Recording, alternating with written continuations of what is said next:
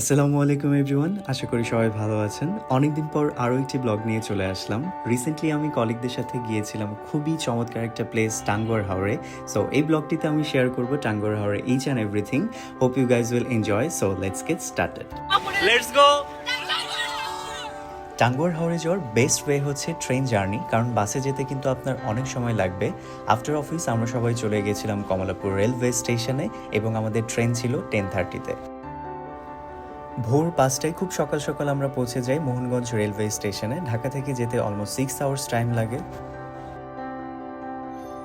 এরপর আমরা মোহনগঞ্জ থেকে মধ্যনগরের উদ্দেশ্যে রওনা দেই। এখান থেকে সিএনজিতে যেতে অ্যাপ্রক্সিমেট 1 আওয়ার টাইম লাগে।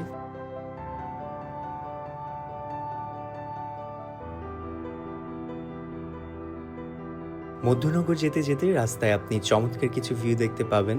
মাঝখানে রাস্তা, দুপাশে শুধু পানি আর পানি। মধ্যনগর পৌঁছানোর পর আমরা বোটের জন্য ওয়েট করছিলাম অ্যান্ড আমরা খুবই লাকি ছিলাম, আমাদের ওয়েদারটা একদম পারফেক্ট ছিল। চারপাশে অনেক বাতাস ছিল এবং খুবই নাইস একটা ওয়েদার, সবাই বসে এনজয় করছিলাম। হ্যালো এভরিওয়ান, এদিকে এরই মাঝখানে আমাদের বোট চলে আসে। 1 বাই 1 আমরা বোটে উঠছিলাম। বোটের নাম ছিল হাওরকুঞ্জ। ফুল বোট আমরা রেন্ট নিয়েছিলাম 1,10,000 দিয়ে। বোটে 8টা রুম ছিল এবং প্রত্যেকটা রুমের সাথে অ্যাটাচ ওয়াশরুম ছিল। ওদের food service everything was really good. বোটে ওঠার পর সবাই অনেক এক্সাইটেড ছিল, সবাই অনেক ফান মুডে ছিল। এগুলা কিন্তু যাবে।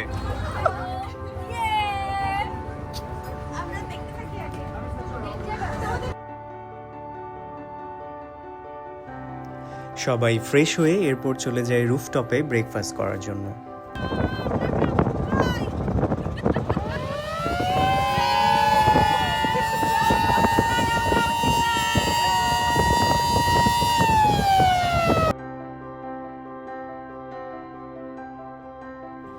ব্রেকফাস্টে ছিল চিকেন খিচুড়ি, সাথে ছিল এগ, স্যালাড অ্যান্ড আচার।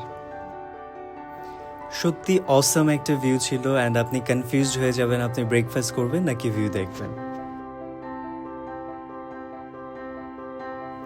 আফটার ব্রেকফাস্ট সবাই ফটো সেশন অ্যান্ড রিলস মেকিংয়ে বিজি হয়ে যায়। এমন অসাম ভিউ যে কারো মন চাবে প্রতিটি মোমেন্ট ক্যাপচার করে রাখার জন্য।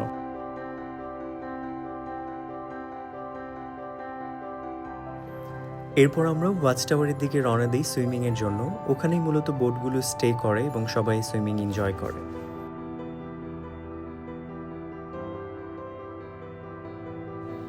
ওয়াচ টাওয়ারের উপর থেকে ফুল টাঙ্গুয়ার হাওরে আপনি অসাম একটা ভিউ পাবেন। গভর্নমেন্ট রেস্ট্রিকশনের কারণে বড় বোটগুলো এখানে আসে না, ছোট ছোট নৌকায় করে আপনাকে এখানে আসতে হবে। পানি যদিও এখানে অনেক ঘোলা, বাট সবাই অনেক এনজয় করছিল।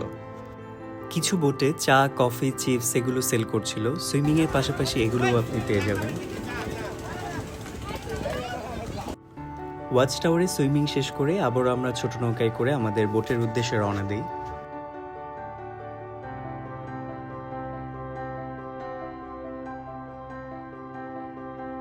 বোটে ফিরে এসে আমরা লাঞ্চ করি। লাঞ্চে ছিল হাওরের বিভিন্ন সুস্বাদু মাছ, মাছের ভর্তা, হাঁসের মাংস আরও অনেক কিছু।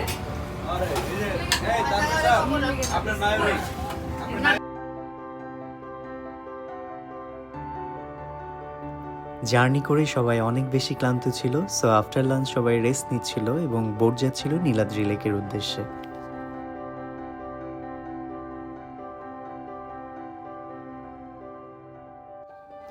নীলাদ্রি লেকে যাওয়ার পর দেখছিলাম অনেকগুলো বোট ওখানে স্টে করছে এবং অসংখ্য পর্যটক এসেছে টাঙ্গুয়ার হাওরের সৌন্দর্য উপভোগ করতে। নীলাদ্রি লেকে অনেকগুলো স্পট আছে, আপনি চাইলে বাইক দিয়ে ঘুরে দেখতে পারেন। এছাড়াও এখানে কিন্তু কায়াকিং এর ব্যবস্থা আছে। আমরা কিছু বাইক ভাড়া করেছিলাম, সেটা দিয়ে মূলত বিভিন্ন স্পট ঘুরে দেখেছিলাম। What a adventure! অল্পের জন্য আমরা বেঁচে গেছি পানি থেকে নামবে। See, oh my goodness!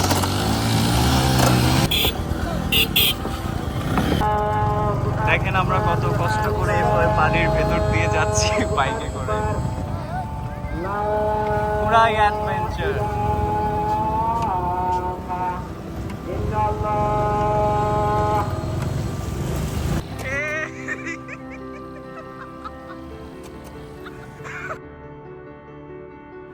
বাইকে করে ফার্স্টে যে স্পটটিতে আমরা যাই সেটা ছিল লালঘাট ঝর্ণা। এটা একদম ইন্ডিয়ার বর্ডারের সাথে। আমরা যে সময় গিয়েছিলাম আনফর্চুনেটলি ওখানে তেমন কোনো পানি ছিল না, বাট বর্ষার মৌসুমে কিন্তু এখানে অনেক পানি থাকে। সো আমি সাজেস্ট করব আপনারা অবশ্যই বর্ষার মৌসুমে যাবেন। আর যারা অলরেডি অনেক বড় বড় ঝর্ণা এক্সপ্লোর করে ফেলেছেন, সো তাদের কাছে এটা এক্সক্লুসিভ কিছু মনে নাও হতে পারে।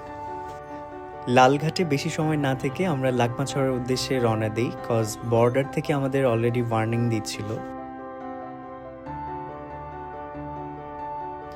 মাটির রাস্তা ভালো না থাকায় আমরা বাইক নিয়ে ফেরিতে করে পার হচ্ছিলাম।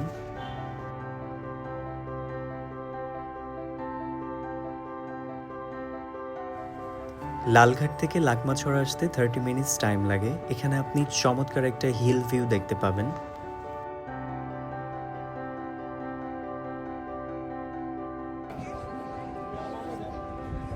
এখানে লেখা লাইন অতিক্রম করা নিষেধ, বাট অনেক মানুষ লাইন অতিক্রম করেই আছে। দেখতে পাচ্ছিলাম বিজিবিরা এখানে পাহারা দিচ্ছিল। লাকমাছড়াই আমাদের সন্ধ্যা হয়ে যায়, এরপর আমরা বোটে ফিরে যাই।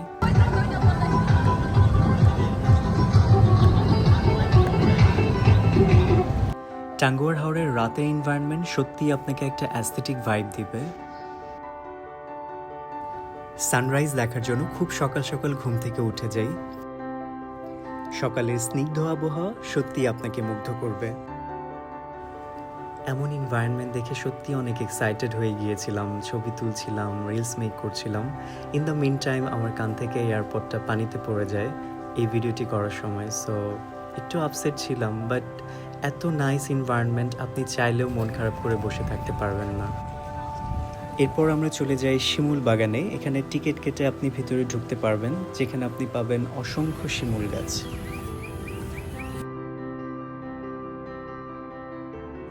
শিমুল বাগান থেকে এরপর আমরা রওনা দেই বারিক্কা টিলার উদ্দেশ্যে। বারিক্কা টিলায় যেতে যেতে আপনি দেখতে পাবেন মেঘ জমে থাকা মেঘালয়ের কিছু পাহাড়, যেটা আপনাকে সাজেক ভ্যালির একটা ফিল দিবে। বারিক্কা টিলার উপর থেকে স্টানিং একটা ভিউ দেখতে পাবেন, মনে হবে দেশের বাইরে কোথাও ঘুরতে গিয়েছেন। বারিক্কা টিলাতেও অনেকগুলো স্পট আছে, আপনি চাইলে বাইক দিয়ে ঘুরে ঘুরে দেখতে পারেন।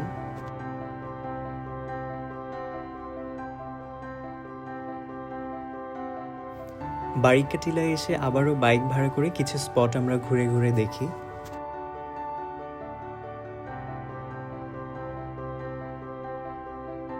আমরা এখন আছি মিনি সুইজারল্যান্ড। এখানে অনেক সাংবাদিক।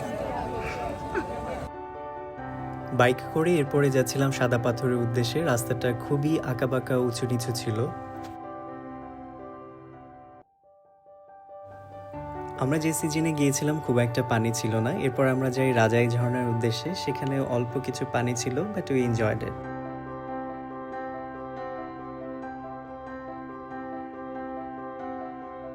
বারিক্কা টিলা থেকে এরপর আমরা যাই টাঙ্গুয়ার হাওরের one of the best place Jadukata নদী। এখান থেকে মেঘালয়ের পাহাড়গুলো আপনি খুব কাছ থেকে দেখতে পাবেন। পানি অনেক ঠান্ডা এবং একদম ক্রিস্টাল ক্লিয়ার, মনে হবে আপনি থাইল্যান্ড ঘুরতে এসেছেন। এখানে সবাই গোসল করছিল, গেম খেলছিল, ফান করছিল, সবাই অনেক হ্যাপি ছিল।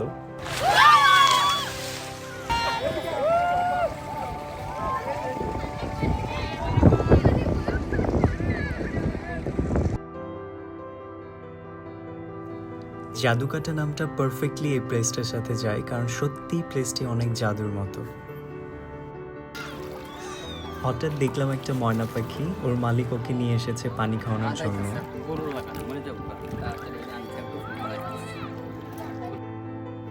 জাদুকাটা নদী থেকে এসে লাঞ্চ করে দেন আমরা ঢাকার উদ্দেশ্যে রওনা দিই। ওয়েদারটা খুবই নাইস ছিল অ্যান্ড সাডেনলি বৃষ্টি নামে এবং আমরা সবাই বৃষ্টিতে অনেক ভিজি ফান করি। আসার পথে কিছু ইন্টারেস্টিং গেম ছিল, এগুলো খেলতে খেলতে আমরা আসি।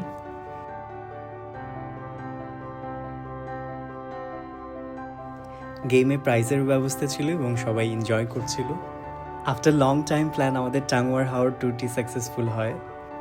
It was such a nice experience and I must say this is one of the best tourist spot in Bangladesh ever. So আমি হাইলি রেকমেন্ড করব আপনারা অবশ্যই টাঙ্গুয়ার হাওর থেকে ঘুরে আসতে পারেন। Last but not the least, ওখানে যাওয়ার আগে অবশ্যই একটা সানস্ক্রিন নিয়ে যাবেন, otherwise your skin can damage. কারো কোনো ওপিনিয়ন থাকলে অবশ্যই কমেন্ট বক্সে জানাবেন এবং চ্যানেলটিতে সাবস্ক্রাইব করবেন। Thank you, thanks for watching.